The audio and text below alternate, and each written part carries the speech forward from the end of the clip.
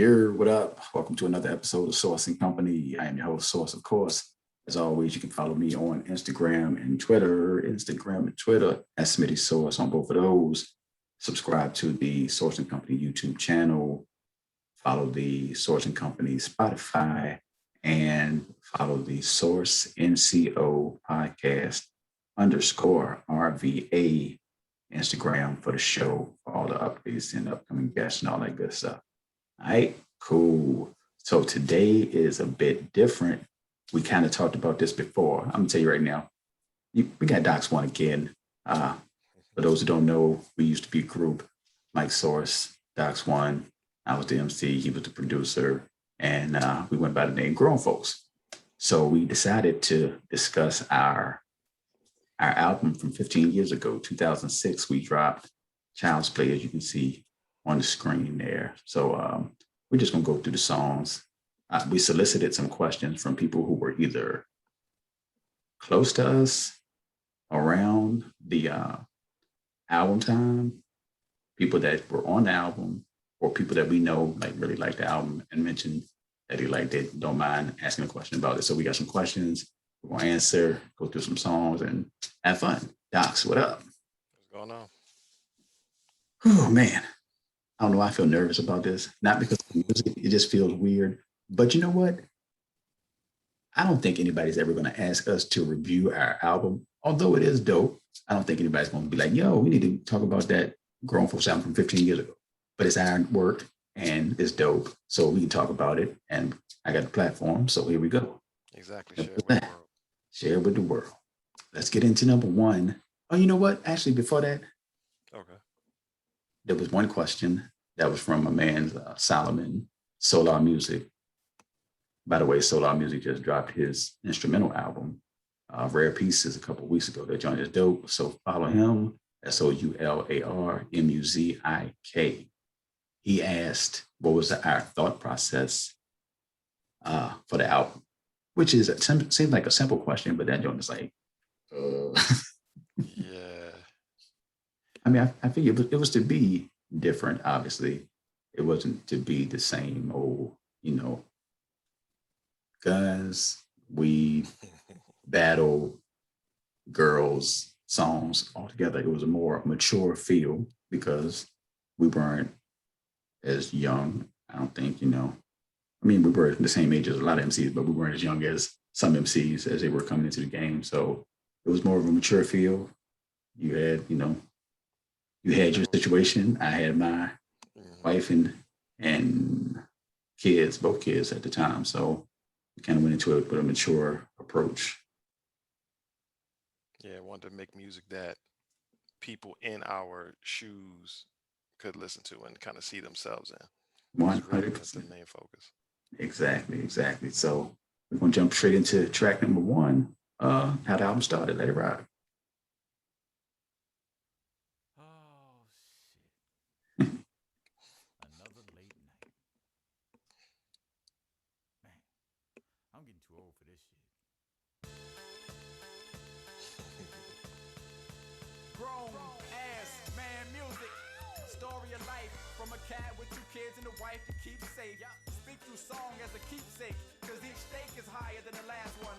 The class one that stay ready to blast one if it is necessity. Though I'd rather be a man of peace or to the death of me.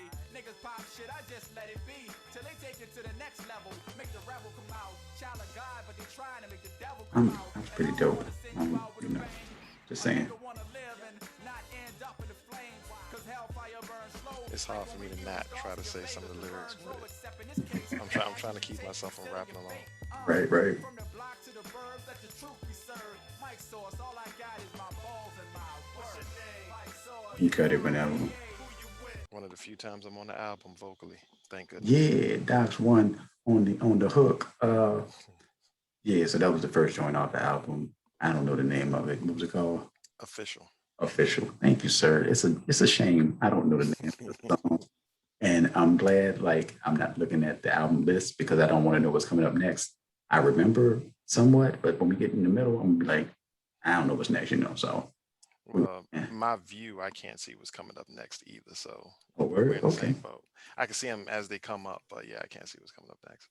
Gotcha. Well, actually, I know what's the second joint because we played it a few minutes ago when we were just talking, and there is a question on that one as well. So actually, let it play. Go ahead and just drag it to the middle somewhere, and we'll just see what comes up. The next joint, Yeah, yeah, number two. number two.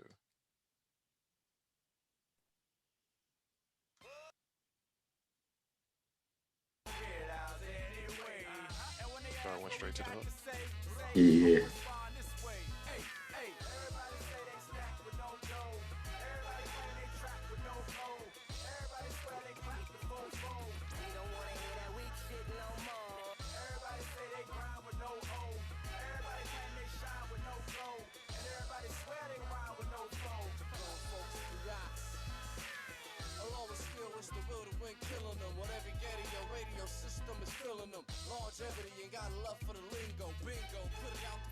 Yeah, you can cut it. You can cut it, bro.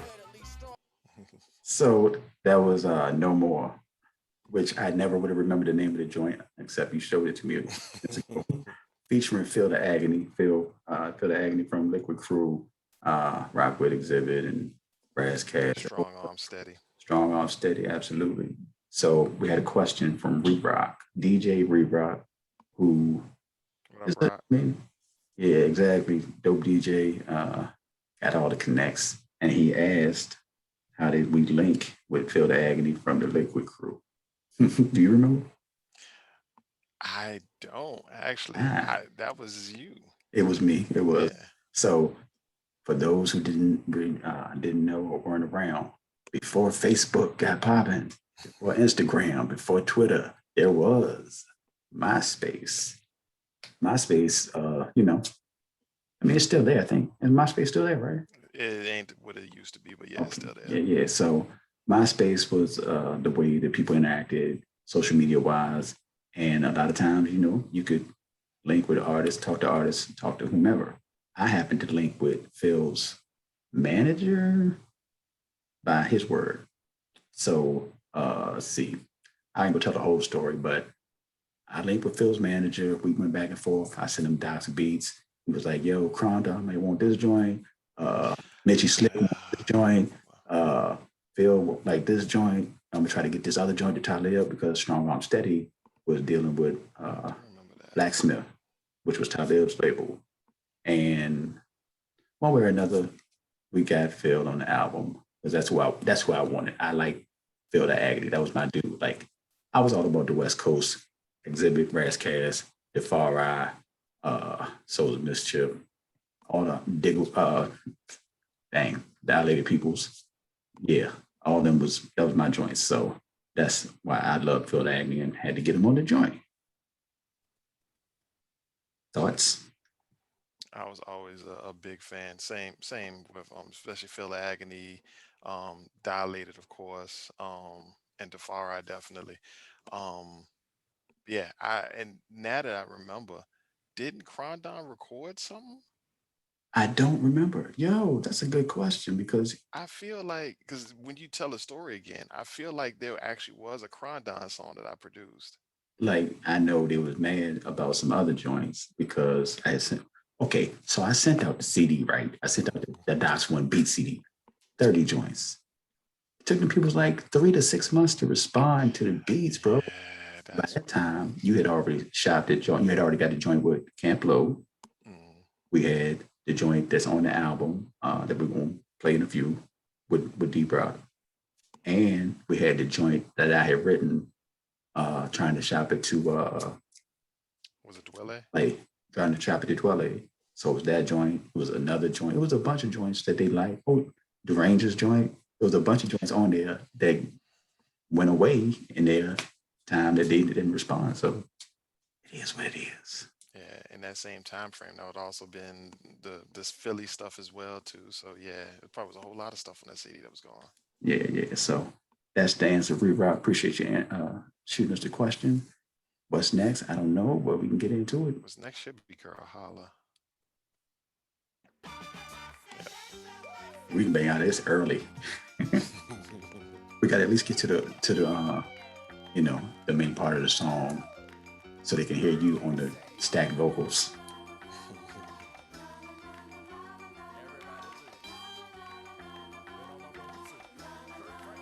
fast at the beginning too.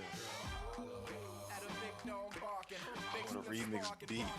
I still hear the original beat to this. If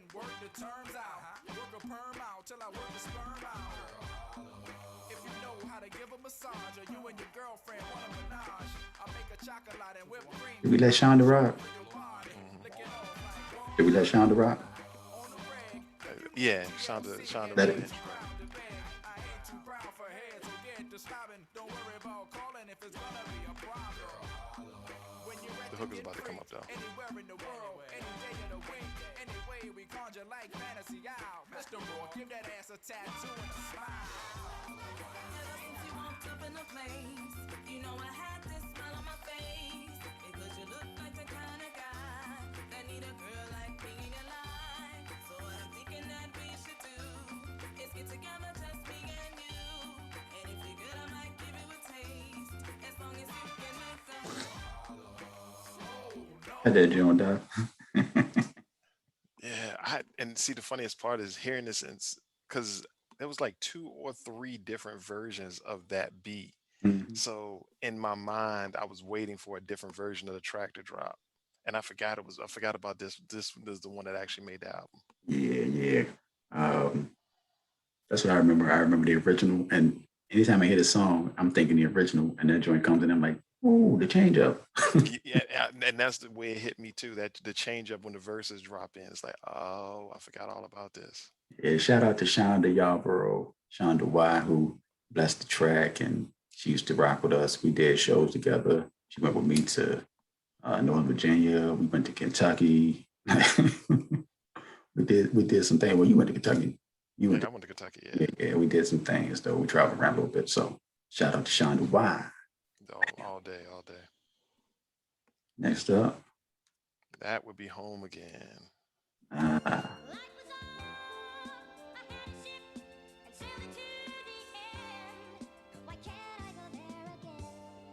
Yeah. Not enough fights for me to call myself thug. Just enough hugs for me to know a mama love. Me and Ren went around the ville with the doves. Sold a little sacks to get a little scratch. High Philly phase, EK glasses, slick starter jackets, black and white classics. After school classes came basketball practice. Hitting Anthony and Yuri Bean with the passes. Everybody knew I could handle the rock good.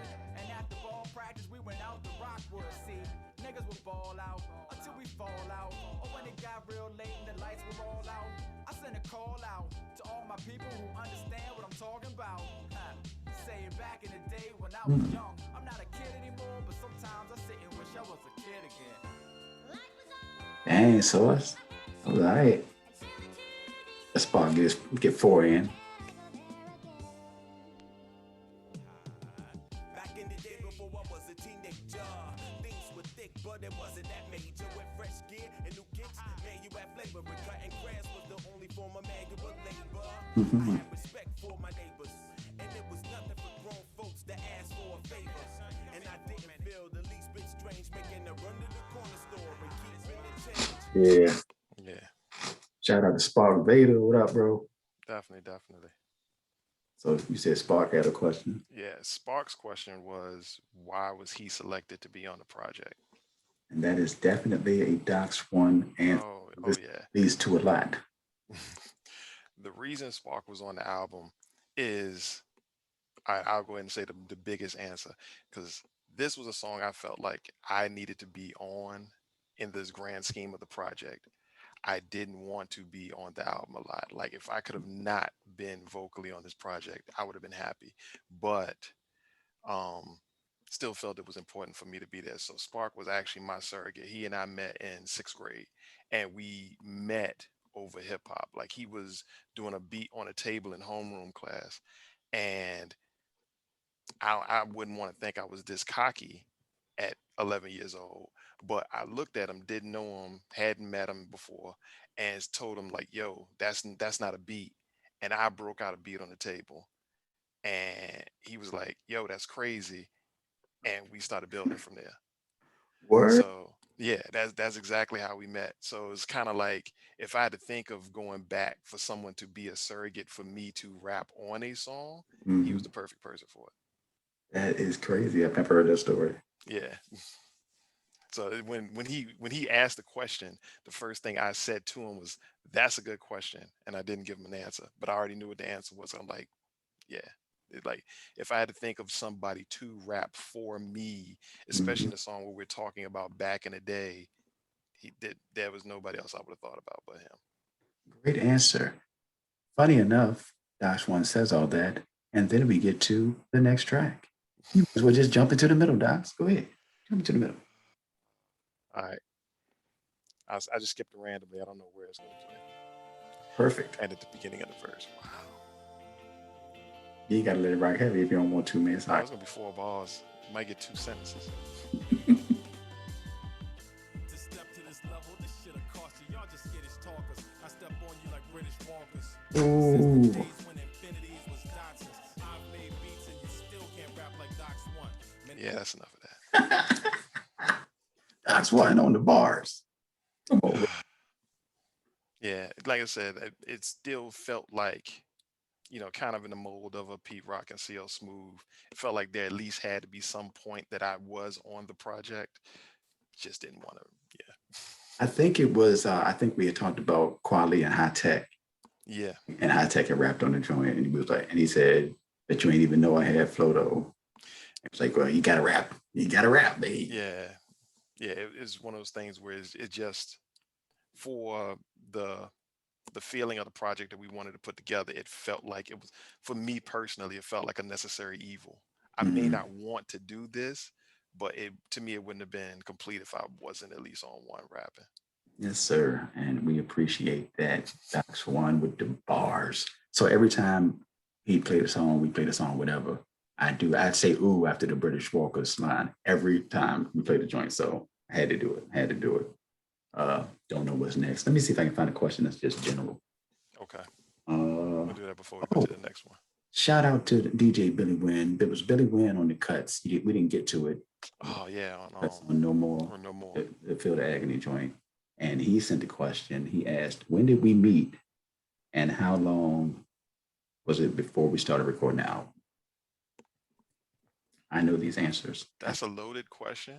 Um, Meat was probably about 2000, like Yeah. 99, 2000. Mhm. We met in the studio during the studio session. Um, Yeah, we didn't know each other. nah, We didn't know each Kelly other. Jones, your co-founder. Uh, Co-founder of the spot. yeah. He and And I, this was when we were still in Northside at the time. yep. And he told me come to the studio, blah, blah, blah. So I go to the studio, Dox is the engineer. Yeah, that was pretty much it. For me, the second part of that question, when we start recording the album, was a loaded question because the first time that I think of us working together was on, God, what is the song? Um, I don't know the name of it. ah, You talking about the song when the dude walked in the room behind us? I think so. I just remember it was a joint that you were doing, and I chopped up the beat for you. You wanted to loop it, and I ended up making the beat using the sample. But what song was that? Was it? Was it Look a Little Closer? Was it the Yep. Look a little closer. and I ended up No. basically saying like, well, I could throw this joint together real quick, and I made a beat. So that technically was the first time we worked together on a song. Wow, that's crazy. And That. and then from there, it was that project when I did that first beat CD when That's what I was talking um about. whole completely different story. My manager and I had went and talked to an A&R, I forgot for what label, and we gave him a copy of my beats and he listened to them. And basically he was telling me they was whack, but what he said was, I can't really, maybe if you had some vocals over it, I could hear a direction to go in. So that was when I got the idea of like, okay, well, I'll put together a sampler and Mhm. bring together a few artists to kind of like record to my beats, and that way I can submit that along with instrumentals to give somebody an idea of which way to go on, and I can highlight these artists when I'm passing out my material. So Yes. that's where, was it Memories of Love, Moments in love. Moments of Love, that's it. Moments in love. So, and that Dang. is the kickoff to the grown, because that's the song that kind of defined the direction that we went in that eventually became Grown Folks and the Child's Play album. Look a little closer was on my I Got Kids to Feed Yep. joint, and that was like the first song. Uh, so that was 2002, 2003. Excuse me, and Probably two. I bet it was two. 2002. And then the joint you're talking about, Moments in Love, there was two versions, two beats. Yeah. The thing that well, that made me feel like we had something is because this guy, I don't know, we were in the studio. I came to the studio, Dox was playing me the song. We were in the main studio. The song is playing. These two guys that have a session, their session was getting ready to come in. You stop the song after the second verse. We go to a different studio to listen to the rest of the song. One of the guys that was there for the session followed, I don't know this guy, followed us into the other room, and Dox plays it. He doesn't say anything until the end. And he was like, y'all, you're dope, keep going, blah, blah, blah. And we were like, that was crazy because he said I had to hear how the song ended. And I was like, yo, that was a confidence builder for me. So, and that's around the time I thought like in retrospect, I think I was getting nice at that point, from that point on. But before that, I don't think I was nice for real. So, but that's another story. Okay. And see, the funny part is I don't remember that part of it. Really? Yeah.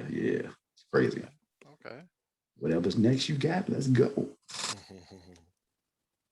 This was gonna be funny. Oh, I know what it is. Knew it. I knew it. What's bro name? On the hook. Oh well. Streets. Streets. Yes. Yeah. What up, Streets? I don't know about Streets no more though. No, that's Sir Bay.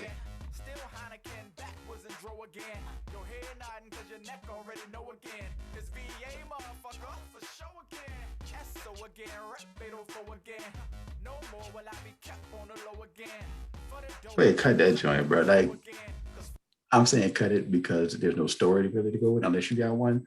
That joint was hard, but I don't think it fit the album. Oh, it did not fit the album.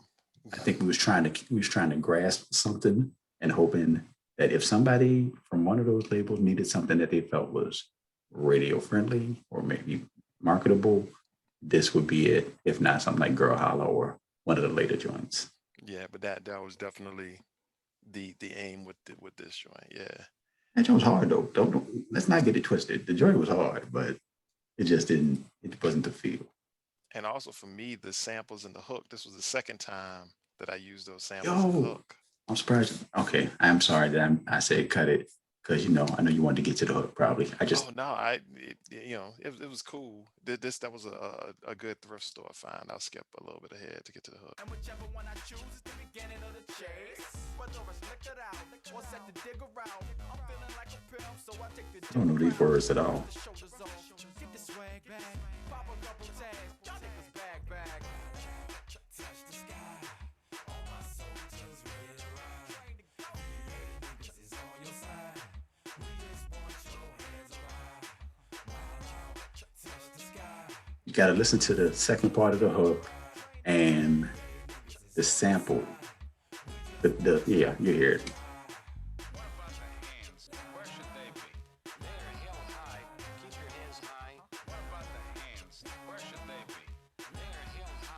Where they rock all the way through.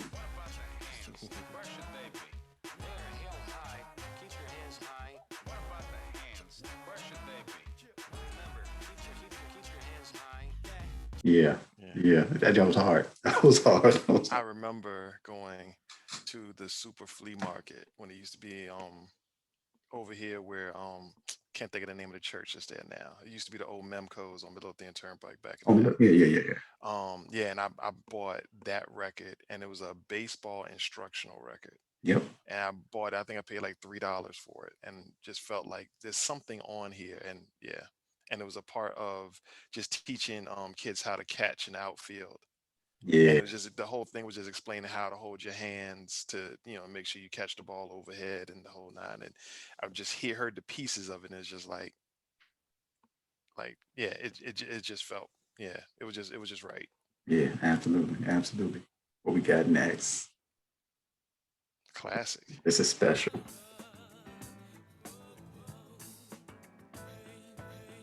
Yeah, yeah, Hmm. mom. I understand what you're saying, but Another record that I, Shonda's I on. can't I can't go with you.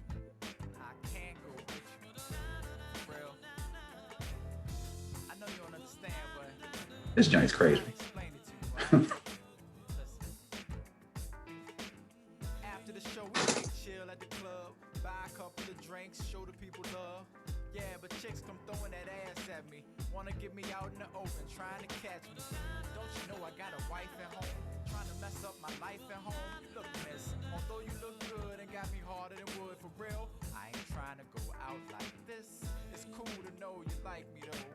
Understand the wordplay, recite the flow. Believe me, I appreciate what you're doing, but honey, I got things I ain't trying to ruin.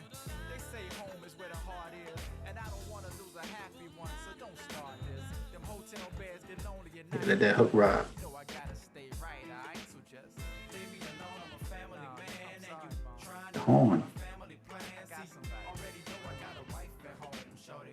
Why you trying to take me out of my zone? Just leave me alone. I'm a family man. Trying to go my family plans. Already know I got a wife at home, shorty. So you can almost let this whole song play. Right. Why you acting like you don't wanna lay with me? After tonight, boy, you gon' wanna stay with me. Yeah, let Matt rock too. Of course, of course. That's what I said.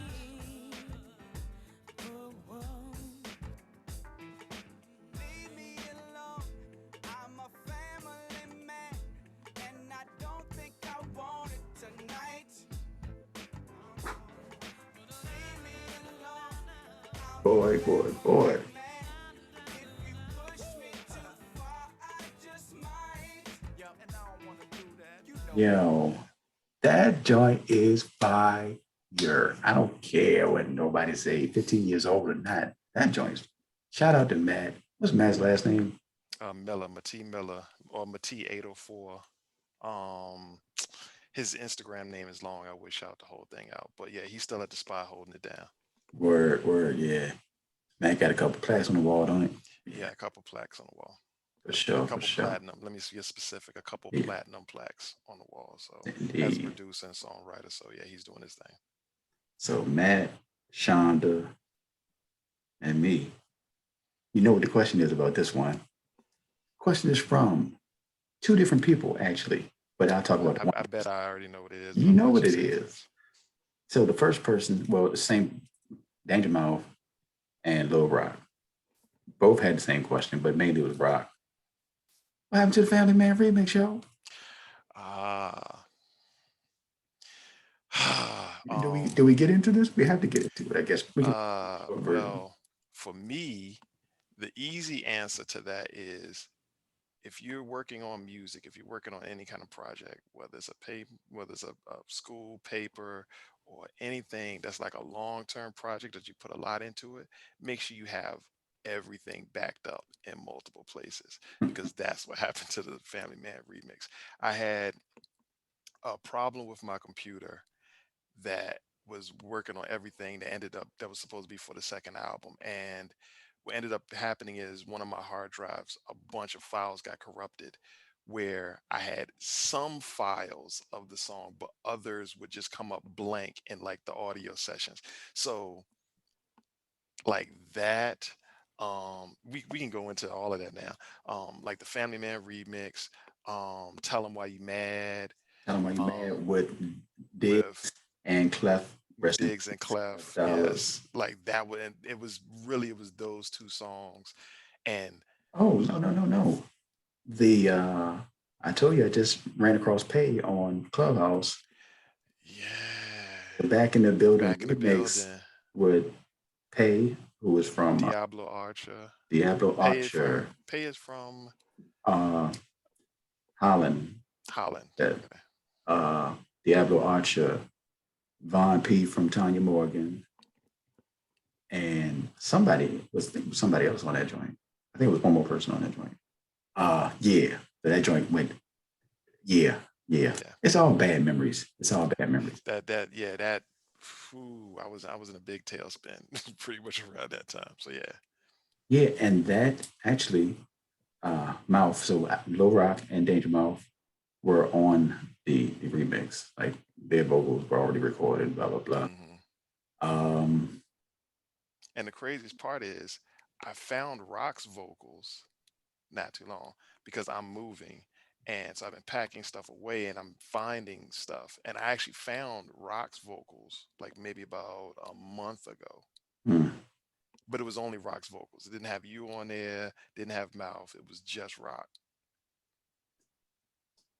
that's all I can say, bro. Like, and that also leads to the second question. Actually, Mouth had asked another question. Mouth asked a few questions, and I appreciate it. But his real second question was, why was there only one album? And that is part of the answer to it. The other Yeah. part is, after all that happened, I was like, yo, it was at a point where I think it was like January 1st of whatever year it was. And I hmm was like, man, I don't feel like this is going anywhere. Not us, but me rapping. I don't feel like it's going anywhere. I feel like I'm getting older and it's not progressing at a speed that I think is valuable enough to keep doing it, keep going out of town, staying in the studio, making the wife with kids and all that type of stuff. So I was like, it's not worth it. So that's the true story of why there was no second album. Ah, man, that sucks. That's Yeah. sad, That's kind of the sad same. thinking about it, actually. At that time, my daughter was she's just about to go to bed now. She was getting bigger and it was just a lot going on.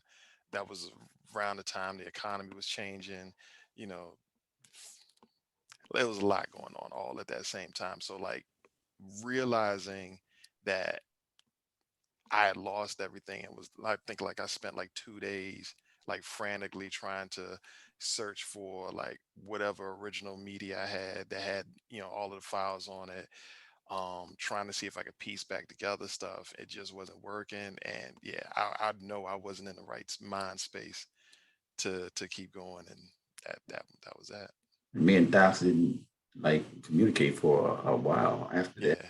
It was all bad, man. It was all bad. I was like distraught, hurt, mad. I was more mad probably than anything else. I don't really get mad like talking about for real, but that joint just felt like a sign for it to be the end. So I said, I don't need this, bro. I don't need it. So here we are. But things come around and we still together. We're back.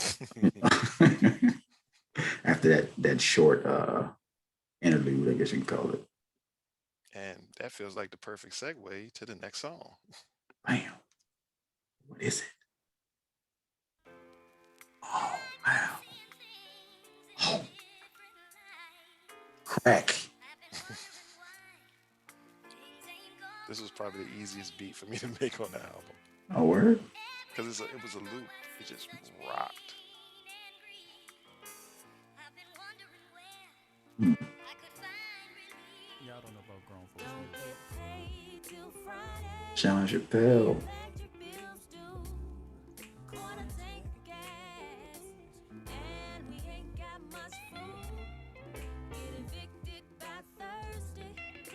Shout out to Matt for the vocal arrangement on the song and for doing this session. And Divine on the vocals too.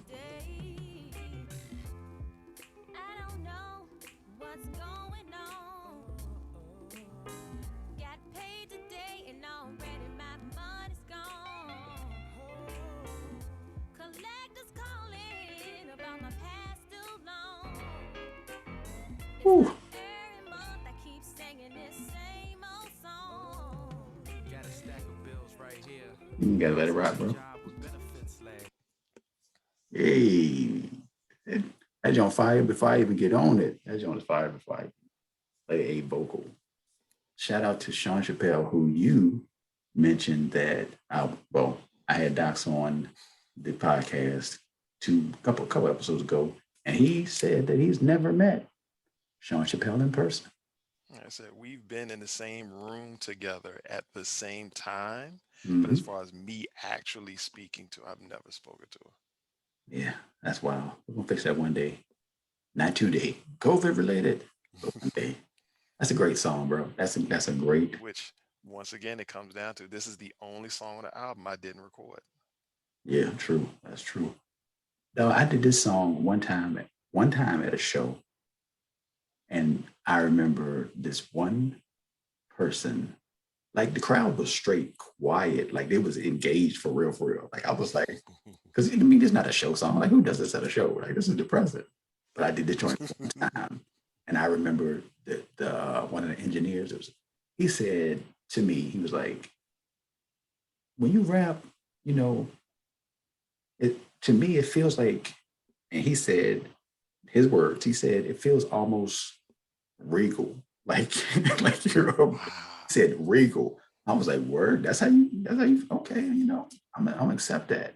He was like, like it's like nothing gets to you, or you're not worried about anybody else. You just. He said it felt regal, so I accepted it, and yeah, I wish I would accept it a little more at the time, but it's a beautiful thought, though. It's a beautiful thought. Let me see what else we got over here in the questions. Right, it's so many random questions. Oh, DJ Mercury. Shout out to Merc. What up, boy? He asked two questions actually. First question is, did we have? I'm going to read the first question. The other question is, was there a guest appearance that we didn't get that we wanted? Hmm. And Um, I don't know. I could think of one I would have loved because all of this, that recording of the album took quite a while. Yeah, So it took about, I want to say like 3 years yeah. from like the first song to the actual release. One So song that we'll get to in a little bit was recorded in 2002, 2002. Yeah. the end of 2002. Yep. So this was also around the time that I was working with Wordsworth when we did Trust. Mm. I would have loved to have had Words on the album, but at the time his schedule was so hectic, I just never felt right asking him to do, because this Yeah. was the time when we were traveling back and forth to New York. We would always see him, we go up there, and he always seemed like he was just doing something. It's like, Hmm. I'm not gonna bother that man for for this. And So you, I never I asked him. remember you said those words. You was like, yeah, I don't want to, you didn't feel right. It felt like it was a bother. You felt like it was a bother. Yeah. And it's wild that we had, when I think back on it, I'm like, bro, we had Sky Zoo on the joint, and we could have had Sky Zoo and Words, two Brooklyn MCs that are still moving, units today, 15 years later, that we could have had them on the same joint, same song, whatever. But, you know, just thoughts. Oh yeah, that would have been a perfect track for Words to jump on too. Yeah. Yeah, I didn't feel right asking him at the time, so I can say that was one. And Merck's other question was, uh, during the recording process, what was your intended end game for the project? Did you want to express yourself? Were you hoping to land a deal, etc.? I wanted a deal. Like I was hoping, thinking, I thought we had enough to get signed by multiple. Like I felt like multiple labels would hear this joint as we were shopping it prior to putting it out and be like, yo, they need to be right here. Specifically Rockets. I felt like Rockets would have been an easy sale to me. Maybe it was a little not underground enough for Rockets type music, but it felt like Rockets to me. Like, I don't know. It seemed like the underground type websites, etc., that reviewed the joint loved it for the most part. Yeah, You know? it got all good reviews, even Yeah, including the OK Player review. yeah, yeah. So So, I was thinking independent distribution. I figured that some distributor would hear it and say we want to get behind it. That was my thinking. Now I would not have turned down a deal. right, But my thought was that some distributor is going to hear this and be like, "Yeah, this belongs in our same thinking. This belongs in our catalog. We need to put this out." right, Um, but I do feel the express yourself. It was really for me. It was birthed out of the idea, like I said earlier, of making music somebody in my position could empathize with. right. So it started from that, and as we got into the recording process, and especially with the songs. It's funny because the order of the album is in no by no means the order that the songs were recorded in. So after you have a batch of the songs, you start listening to them like okay, this is something. And then you start kind of like filling in the blanks and saying like we want to go here, we want to do this and add to it. But it's like there's like 6 or 7 songs that are like the core of the project, and then everything else kind of branched off of that. 100%, 100%. It kind of, I'll hold off on the next question. It's similar, but it's a little different. So we'll talk about it later. What we got? All right, I might have to take a quick pause real fast. Okay, well, while you do that, let me see who else we got on the questions. I'll be right back. Yeah, you good. So I'm just going to scroll a little bit, see what I can find. I know I got a good one that I need to answer myself. All right. Did that. Oh, I'll wait for Dox for that one. Here's one that was asked by my guy, de facto, Liddell McNair, I'm sorry, my bad. Liddell McNair asked, well, he said, you always seemed irritated by how fickle, weird, and off-base hip-hop fans / supporters could be. Almost how you feel about LeBron haters, which is funny. But you always seem to handle it in a sort of tongue-in-cheek way. How did that affect your approach to rolling out, promoting, sharing, and spreading Child's Play and your other music? I'm mad that Dell asked this question because it's such a great question. And I told him, I was like, bro, I might cry trying to answer this joint for real. To me, I think I'm pretty well versed in certain things. I don't think I know everything about everything, but I think I know what I know. And it's not like, and I have, I usually have fact to back up my thoughts. Some things are subjective. A lot of things are subjective. But I always thought that, I'll put it this way. Dox can tell you when we, around the time we were talking about the second album, we were also talking about me doing a solo joint. The joint was going to be called OL'd and UA'd. Overlooked and underappreciated. Because I feel like, personally, I've always felt that for more than just music, I think that's like a bunch of different things.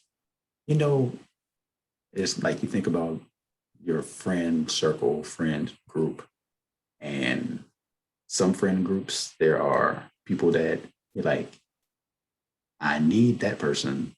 But I never felt anybody like necessarily needed me.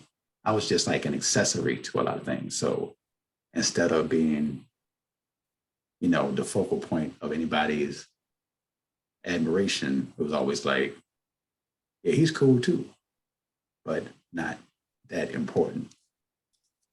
Yeah. That's kind of a life thing. It's like, I don't know.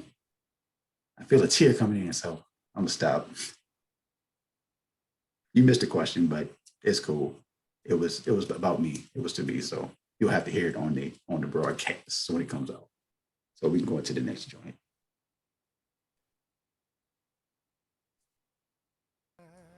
Hey yo, for real tonight, what we gonna do? My favorite show joint. Party, man. I know what you're saying, but I know you're struggling. I've been through that with you. I'm going through that right now too, but you just gotta put all that behind you, man. We're gonna grab a couple beers, check out a couple of chicks, you know what I mean? Get our groove on, smack a little ass and get into it. Hey yo, Truth's in here, and I will be your host. So like what you smoke, drinkers, raise a toast. Hope my verse finds you in good spirits. Put the pen to the pad, just so you can feel it. For real, it's nothing but a party for my peoples. My skirt so short, it does nothing but tease you. I need you, though I really don't know you. See, truth gets needy when truth's not sober. Told you, I was the magnificent. See me, grab your friends like, this is it. It's the best, not the best. Got you like Red Fox when you reach for your chest. I guess Bacardi and Cola got me tripping, but Armadale and Cranberry got me on a mission. But listen, there's nothing quite like a screwdriver. You can cut that joint for the hook.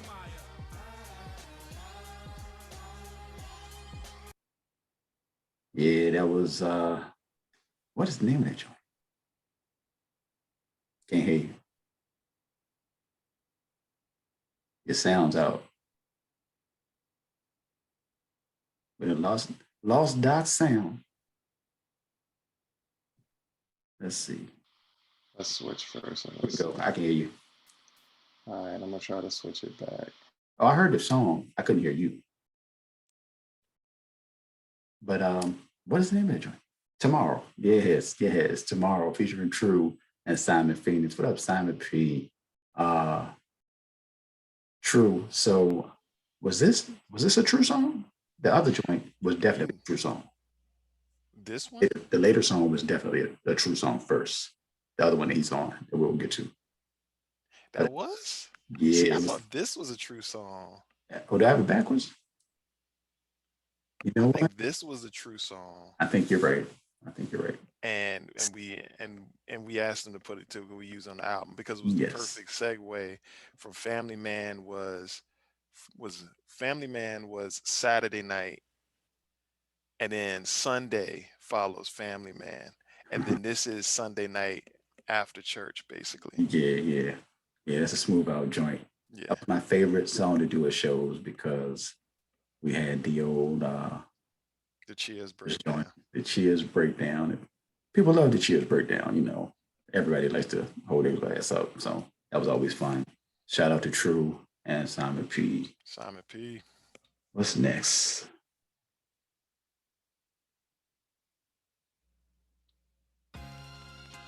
Hey, baby. How you doing?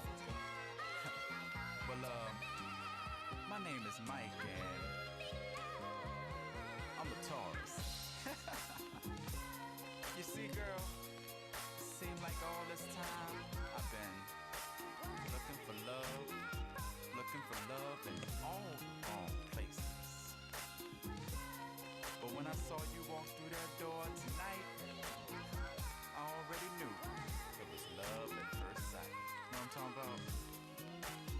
Love in your name, love in your game, your body's in You skip to the hook if you want.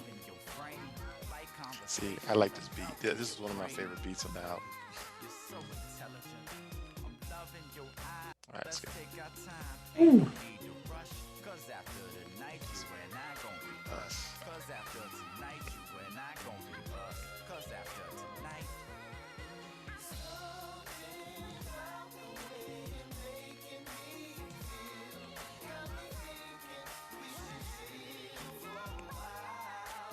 Harmony. You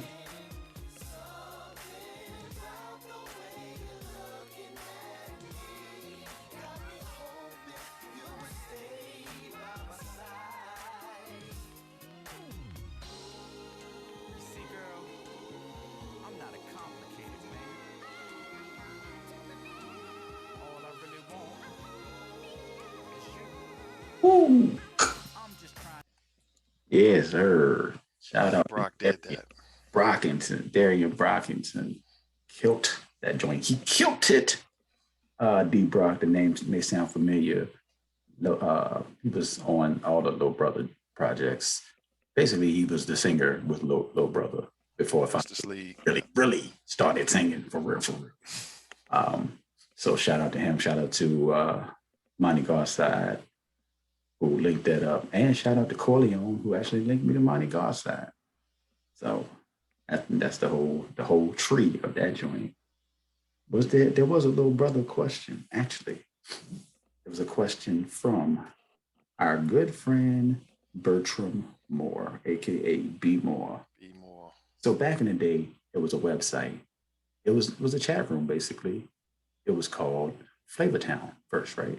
Mm-hmm. And then it changed to Danger Zone.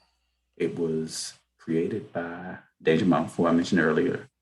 It was basically the Super Friends website, but it was really Danger Mouse. And a lot of hip hop heads from Virginia would come into the room, chop it up about whatever, right? Mm-hmm. And B Moore was one of the people. He's actually from South Carolina, but he was one of the main people in the room on a regular basis. So we used to have good conversations and all that. But he asked, Were you conscious of the native tongue S sound resurgence, Ninth Wonder to the South? And did that have an influence on the direction of the album? Actually, no. That and it's funny to think about it now Mhm. because that was nowhere.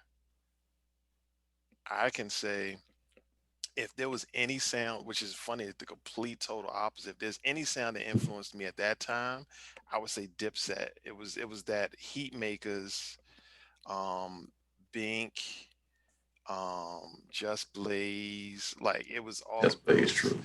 It was that sound that was probably much more influential to where I was thinking as far as beat making at that time, which is funny because I hear that Dipset kind of esque influence in this beat. And that, yeah, And Hey Mom is what I feel when I hear that joint. exactly. So apologize for the light noise behind me. Are you good? Um, but yeah, that's probably more I think as far as the way the beats were put together was more there, but I was more conscious of what I chose as far as like what samples I chose as far as the sound. So it wasn't necessarily mimicking their sound as much as I might have leaned on some of those structures a little bit and then Right. just crafted the sound that kind of meshed with what we were working on as far as the album already. And I think we did back to the guest appearance question. I think we had the thought of Fonte. I do think we had the thought, or maybe I just had thought of Fonte. Oh no, I've always been a huge Fonte fan, so like any chance to get him on a record was, and I do remember the talk, especially behind this song since Deep Rock was already on it. Mhm. So S- yeah, And there will be a Fonte hurt me moment in my heart. One day, I'm gonna tell that story. Not today, but one day. Yeah, terrible thing. A similar question was asked by Drew Wilborn, Lab Rats, from back in the same group. He said that I've heard a lot of the Docs production over the years, but Child's Play and the Grown Folk sound was different. It seemed like it had a very distinct sound. And how did we figure out which songs would make the album and the sound we were going for? I don't know. I don't know. I think the oh songs I can answer that. themselves. Oh, cool. No, I can answer that. You were picky. You Oh, were very you see, yeah. and I wouldn't say it in a negative way. Like it was really more of I could usually tell when I was making a beat whether you would like it or not. And you at that point in time I didn't let everybody hear everything I made. Right. You were probably the only person that heard everything I made. So there would be tracks that I would play that you would say, that's hot. I can't rap on this. And I'll just push those to the side and I might shop those to other artists or whatever have you. But through the recording, like I said, this was like 3, 4 years we were working on this album. I got a sense of this is hot. Mike is gonna like this. So I would kind of put those to the side and then let you hear them and then see where you would go Yeah. with those. And then when we got to the later part of the album itself kind of had a cohesion. Like I said, there's really like about maybe 6 or 7 core records to the album to me Mhm. that is like those songs kind of define the sound. So it's like when we were putting the last songs together for the album, it's kind of like I knew what pocket I needed to be in to fit the flow of where we already had. So it was really more of coming up with compliments for those core songs that we already had. Yeah, that's great. Great explanation. Appreciate the question, Drew. Always. Hit up. I think this is one of my favorite joints coming up. I don't.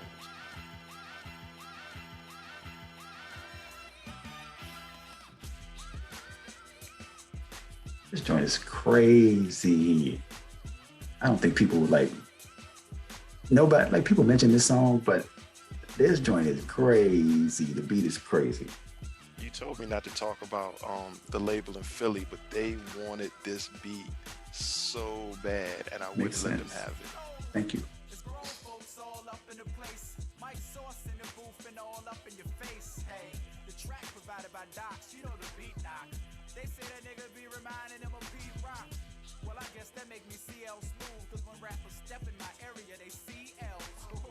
I punchline. Look at that. like I do what I do when I do it for you. So follow through. See, I don't do a lot of talking, but when I come around, the hip hop police do a lot of chalking.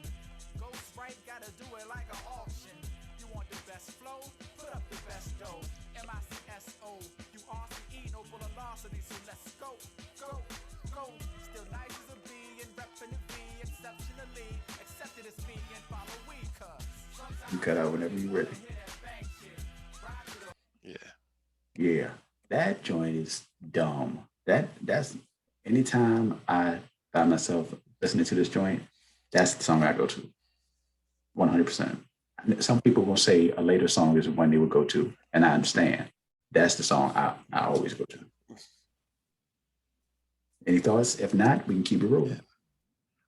Oh no, this is if I had to say one beat that was like what I was actually on at that time, and this is one of the earlier songs too, which is funny, but this is probably more of my vibe of beat making in this time period is this Yeah, song.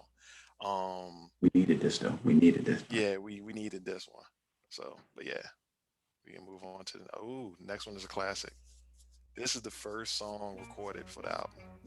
The one that was there from beginning to end, without the extra how, who, what, where, why, and when. Respects me as the man that I am, but always be there if I ever need a helping hand. My mama stood by through all of my drama. You kept me in focus, even when it seemed like the times were hopeless. You prayed on and kept believing. So goodness and mercy I kept receiving, even when I didn't deserve it, cause I ain't perfect. You knew that I was worth it. Taught me how to be a child of God and find my purpose. Thanks for the loans. Talks on the phone saying yes when I almost had to move back home. Helping me to get grown. I'm on my way and I got one more thing that I wanna say. Yeah, get out of there. Get out of there. Get out of here. Woo! Fire again. That's probably the hardest beat that I made, the most difficult one I, on that on the entire album. I told somebody about this beat the other day because I mean, obviously, anybody knows that is well, anybody that loves music knows that it's Lenny Williams. But here's the thing. First, before I tell you about the Dox part, this song came about in my mind because both Dox made the beat, and then in the Kings of Comedy, which I still think I wish we would have used it. Steve Yeah. was talking about this song, and the song was playing. Hmm. You can go back and look at it. Steve Harvey, in between sets, he was talking about the song and played it, and it's what led to it's what led to the song. The song was crazy. First verse is about my mom. Second verse is about my wife. Third verse is about my daughter Kelsey, who was born at the time because this song was recorded in 2002. My wife was pregnant with Jada. Uh, but yeah, the Dox part though. So the dude I was talking to about this beat the other day said, "Yeah, y'all use that Lenny Williams sample." I was like, "Guess what, bro? It's a sample, but The sample is actually chopped into small pieces to rearrange to keep because the song is so slow, and that's the reason why when it breaks into the hook, it drops down and goes so slow. But it's chopped into pieces to rearrange it so it would actually have the flow without changing the pitch of the song. So if we ever did use the clip from the Kings of Comedy sample, it would actually be able to fit with the song because it would still be the actual song. So it's like I'm gonna say every bar of the beat might be like 8 pieces.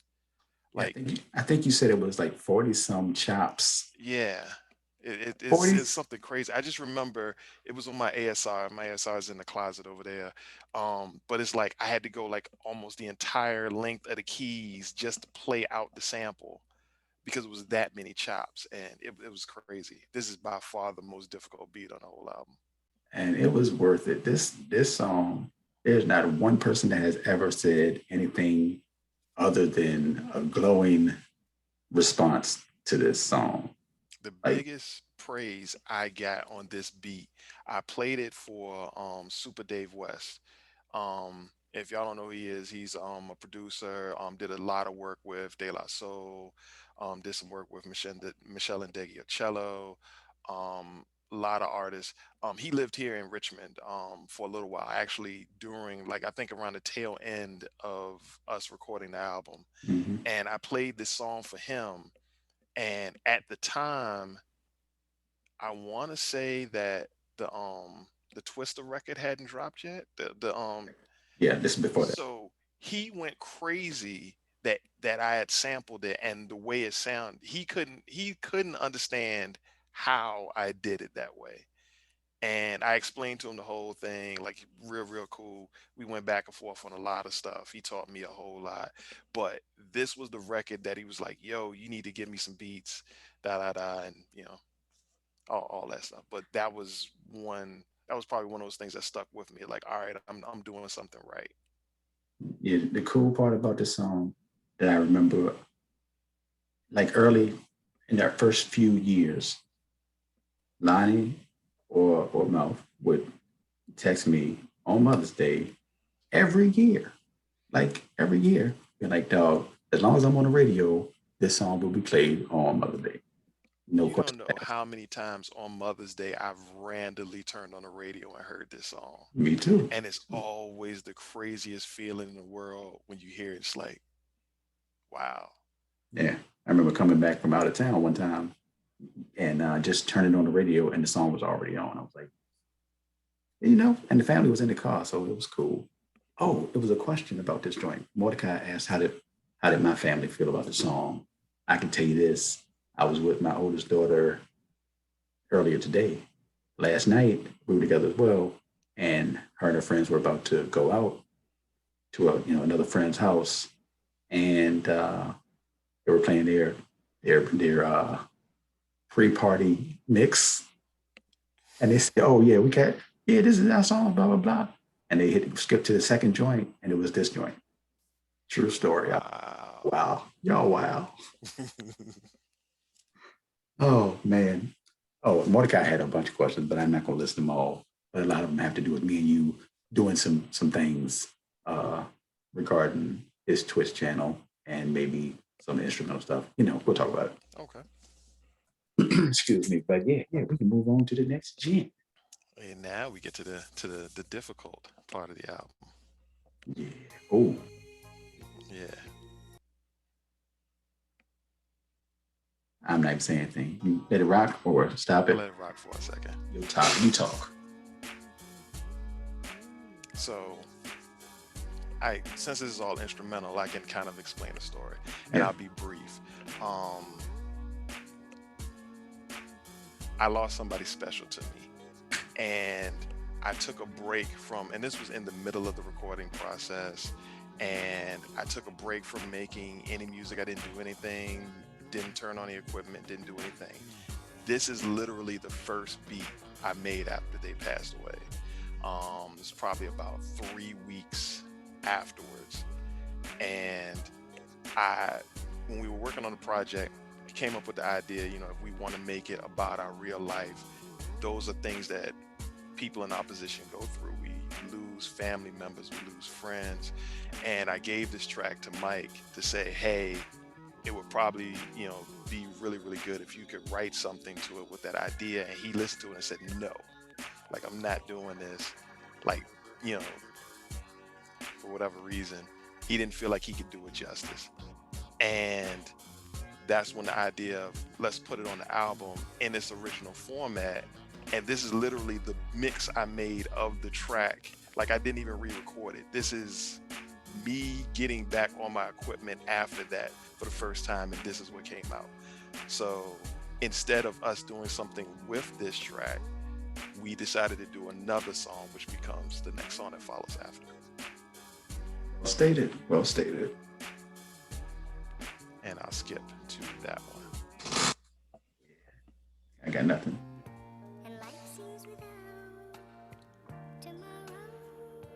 Teresa.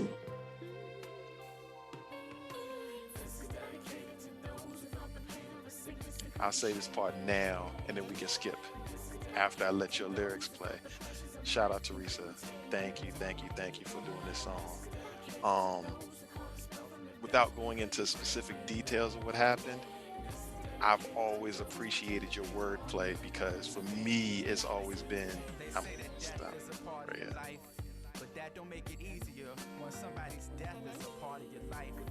When somebody left that was part of your life, and you ain't even get a chance to tell them. Some say that life goes on, and it does, but that don't mean the pain go away. That won't make the strain go away. Just pray it gets a little bit better from day to day. After a while, one of the stages is acceptance after denial. Memories bringing teardrops after a smile. Whether a parent, loved one, sibling, or child. Some say that life goes on, and it does, but that don't mean the pain go away.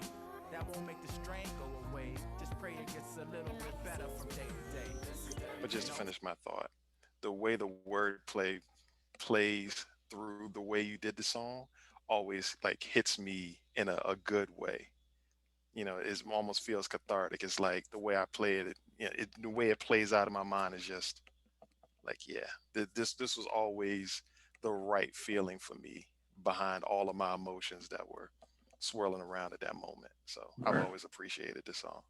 Thank you. I appreciate it. Yeah. That's what I was hoping to do. I'll say that. And like again, shout out to Teresa Cook for blessing the vocals. She killed it. And you said on the podcast that we did before that she emotes the feeling that comes with the words. Yeah, That's what it was. yeah, it was definitely the feeling.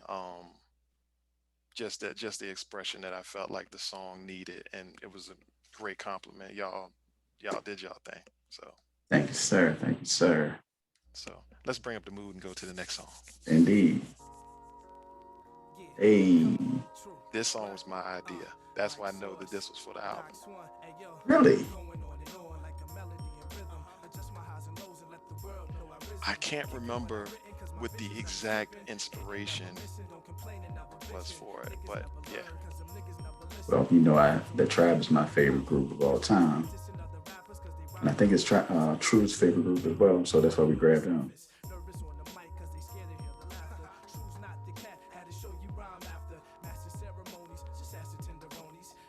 I killed this joint too. Just saying.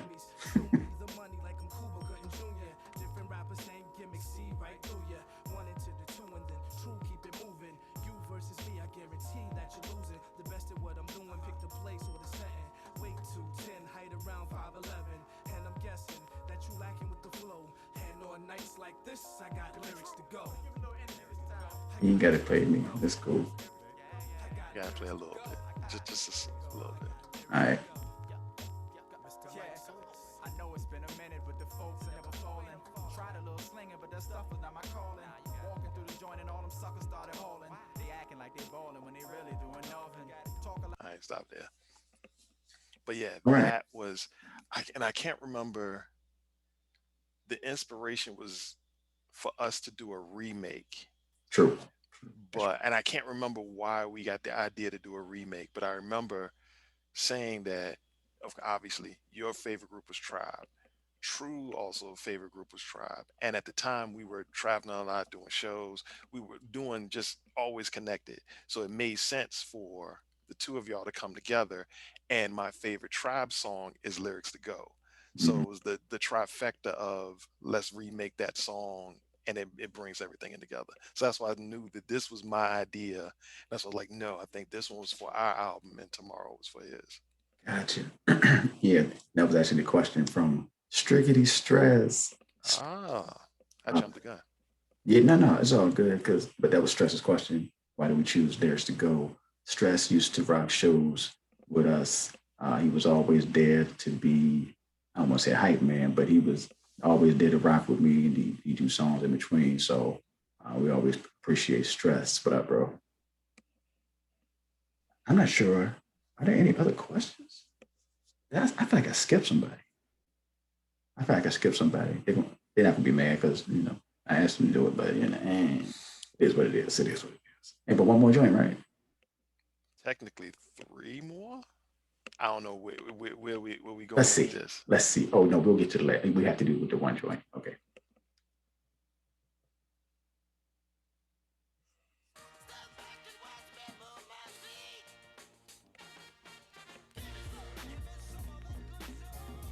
This was the last song that we recorded, right? This was the very last song that we recorded because we kept. I don't know if you said it or I said it that we need something to close out the Yep, project, exactly. and I don't remember. I think I got this record, and it was just to give me that good old soul. We wouldn't have left It you was it. without a dope beat to step to, without a sick verse to rock to. It's Dox-1, MicSource, you got to get up. That's how we do it right here. About to get into it right here. Start of the ending. This be the end of the album, and classic was the outcome. See, we appreciate you copping without the download, whether on net sites, record stores, or at a show. However you got it, long as you pay for it, that make us feel like we not getting played for it.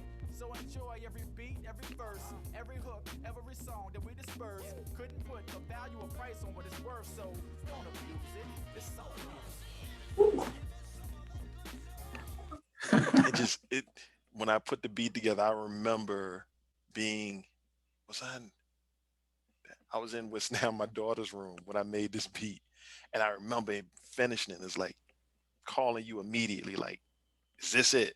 And you were like, "That's it." And but I remember this one just felt right from the second I made it. It's like, "No, this is the end of the album right here." Dang, that's crazy. Yeah, man. Yeah, I remember. I, I don't remember that, but I just remember this song, and I don't even think about this song. But this is a perfect closeout to the album, and in theory, it is the closeout to the album.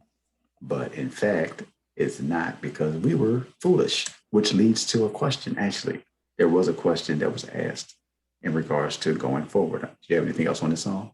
Mhm. Okay, so there was a question asked about. All right, here it is. Look, we were idiots.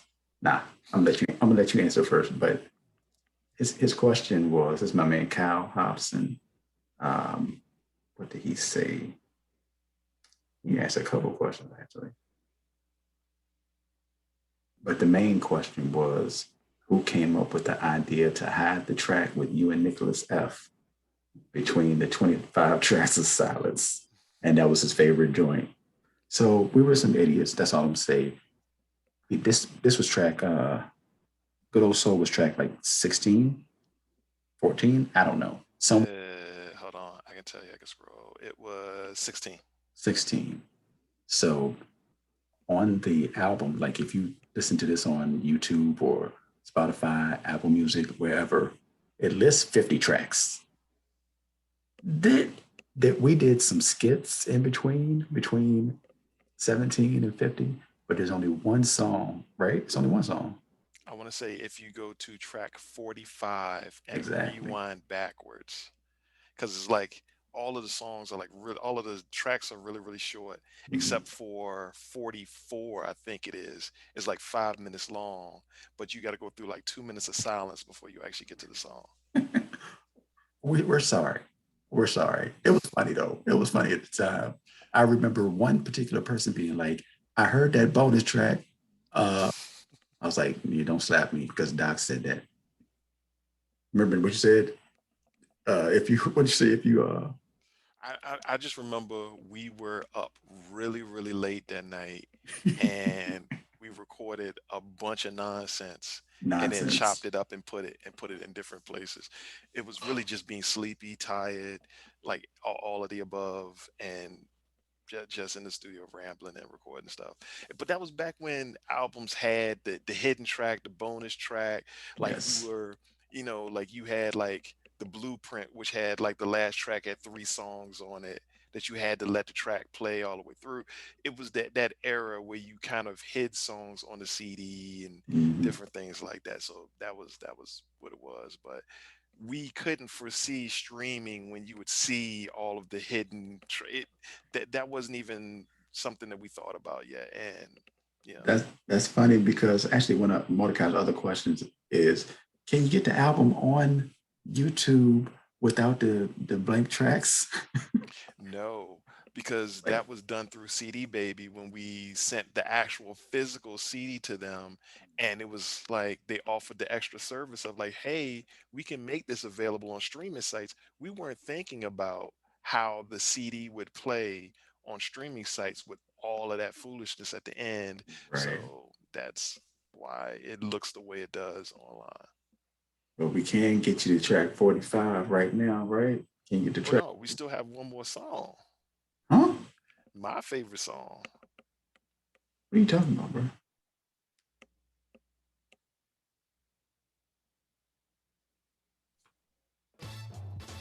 Please don't wait till I'm gone to say I was legendary. And please don't wait till I blow to make me an adversary. Kings get pushed on the throne. Eulogy commentary. He was a great rhymer till he came into Carolina. MCs are so vagina and queers go post. When I think about this album, the one song I come to is this one. I'm stupid, yo. How I forget about this joint? I show you the holster. I stop any altercation. I'd rather console ya. Cause solving like mathematics, like men are supposed to. A menace to battle rappers, gangsters, thugs, and trappers. I've been nice since I was writing rhymes up in my trapper. I challenge any potential foe living or breathing down south. Hype your niggas up north or NC. And you Shout can out see K who the Hill. best is. And think twice when you test Kevin Hill, kid. KL. This is the weirdest beat by far on the album. This was me just having fun one day. And I remember pitching it to you like, he's not gonna like that, but this is fun. I'm gonna see what he say. Like I said, I let you hear everything, and you would always give me. I always felt like you need that one person that's gonna tell you the truth, and from beats, you were always that person. So it's like I always felt comfortable. Like if this is whack, he's gonna tell me it's whack, and you didn't. And I think I made a joke about us doing like we need like a hip hop joint on the album, and you was like, yeah.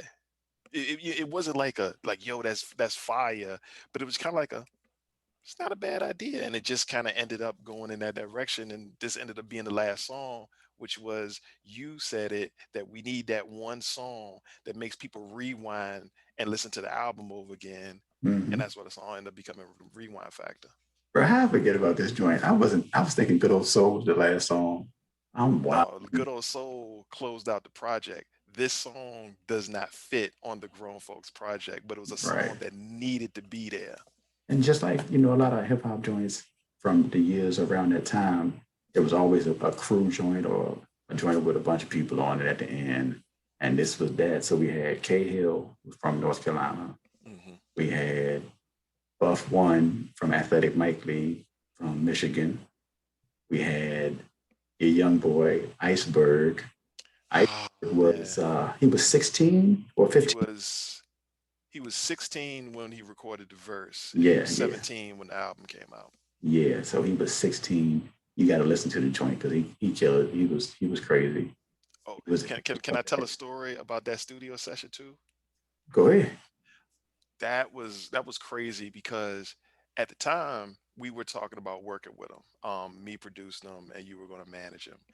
And I always threw him like little tests. Like I would get him like, him being in and out of the studio. He was young. He'd come by the studio anytime. And I would give him little tests. So I told him, so like, I made up a story. I said, look, we about to send the album to press. Wasn't true. But I said, like, look, you only got today to get on the album. This is the song you get on. So he never heard the beat before, never heard the song, like nothing. I just played him the instrumental. I said, you getting on this. And I played him your verse and I think K Hill's verse. Um, and I said, like, just give me a 16 that fits in with this. Told him name the song, the concept of the song. And he took about 18 minutes to write his 16 and went in the booth and one taked it. So that was like literally because I told him that if he didn't get this done today, it wasn't going to be on the album. And he blazed through it. And I thought it was fire. I was like, dang, that's what you did that fast? Bro, I don't remember him doing it that fast. I mean, I don't remember you telling me about it. No, it This was is the time you told me this story. yeah, he was in and out completely from like hearing the beat to vocals finished in about 25 minutes. Bro, and his bars, man, can you skip forward? Just skip to him. Just skip to him. Go back to the beginning though. You got Yeah.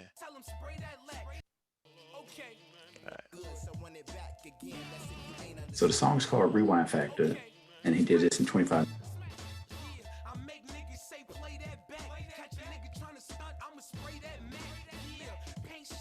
spray that lead. Call me Carmen San Diego, how I play that Met. Yeah, pass the rock, I could J that scrap. Long range with the K, I could lay that cat. Matter of fact, call me K, I could slay that cat. Turn him into fish food, I fillet that cat. Yeah, Come on, man. He was 16. He was 16, and that was crazy. Darn shame.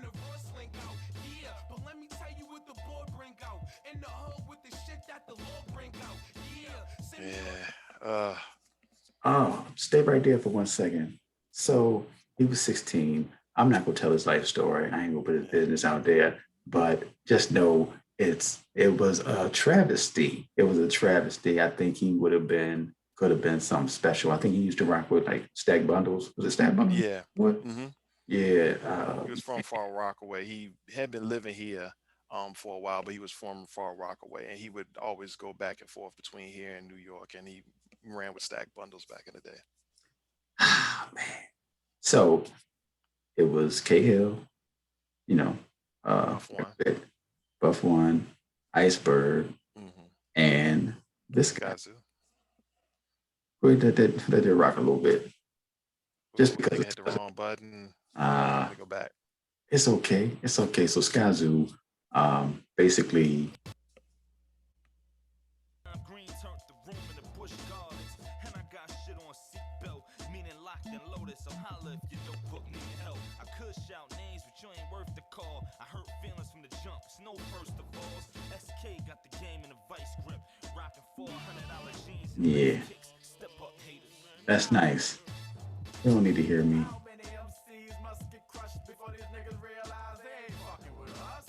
I always loved that. All right. So nobody asked how did y'all link up with Skazoo? Very similar story to Feel the Agony, except Skazoo and I used to talk back and forth on MySpace for a while. And this was after he had already done work with Ninth. I mean, he had a name already. And, we just used to talk back and forth. Asked him to get him the joint, sent him the joint, and that was that. He bodied the joint.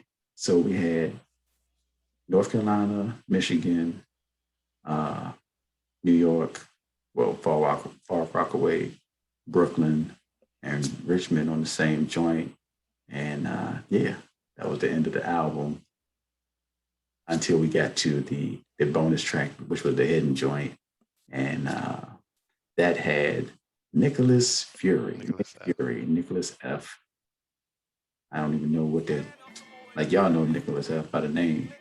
Yeah, at the time it was Nick Fury because this was actually recorded very, very early in the process.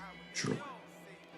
This might be the second oldest song I on think the you're whole right. project. Because this was on the It Is What It Is mixtape, which came out a year before the album.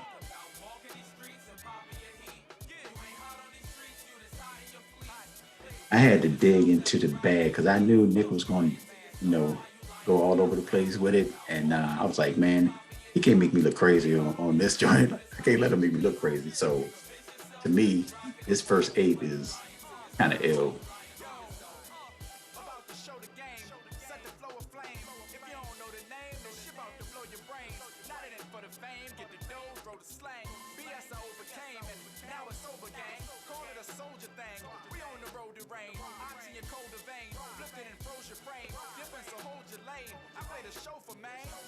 The funny thing is,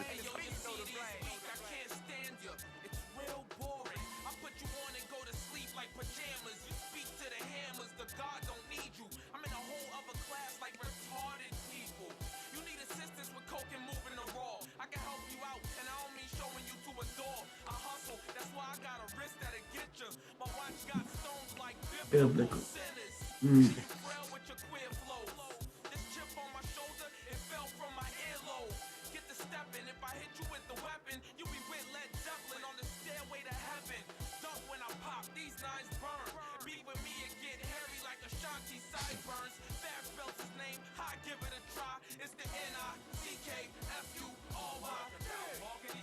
Yeah, that was a banger. Folks and the Furious, which plays off Fast and the Furious movie. family of movies. Like, how about they on number 9? Number 9 is coming out next month, I think, or in June, sometime soon. Yeah. So we had the Folks and the Furious. Appreciate it, Nick. Like we mentioned, Dox has never met Sean Chappelle. I've never met Nicholas F. So Oh wow. we shared that in common, actually. Oh, that's crazy. But yeah, that's odd, right? Yeah, and because that was one of my proud moments because I can't remember who recorded first. I feel like Nick recorded his vocals to this song first, and the way he did it was like like he had like a long ad lib where he was just talking before the song comes in. And I remember taking all of that stuff that he talked, and when you did your vocals, you were talking in the beginning, and I chopped all of those pieces around each other to make it sound like y'all were talking to each other, even Mm. though y'all weren't even in the studio at the same time. Yes, sir. Yes, sir. That is definitely what happened. So that was another dope joint. Like we said, it was track 45. If you have but I mean, wherever you listen to it, it's track 45. Yeah, it's track 45. You have to skip like about 2 minutes into the song to get to it. We were foolish, but yeah. And that's it. That's it. That was Grown Folks album, Child's Play from 2006.